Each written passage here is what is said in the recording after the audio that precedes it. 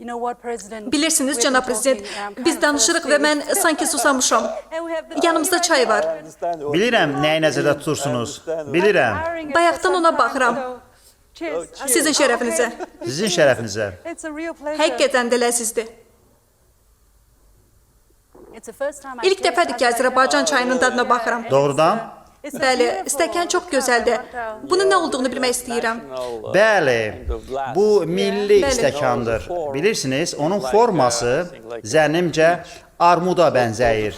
Beləliklə, stəkanın forması əslində çayın isti qalması üçün nəzərdə tutulub. Çünki adətən biz çayı çox qaynar içirik. Beləliklə, çay soymur. Stəkanın bu forması aşağı hissəni qaynar saxlayır. Anladım. Əlbəttə ki, bu forma dada əlavə rəng qatır. Lakin mən Çində çayın o qədər də qaynar verilmədiyini görmüşəm. Bu elədir? Bizdə də çay çox qaynar verilir.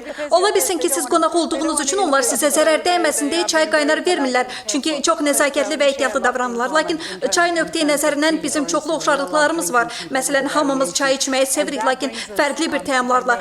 Bu da bizi bir çox məsələlərə gətirib çıxarır.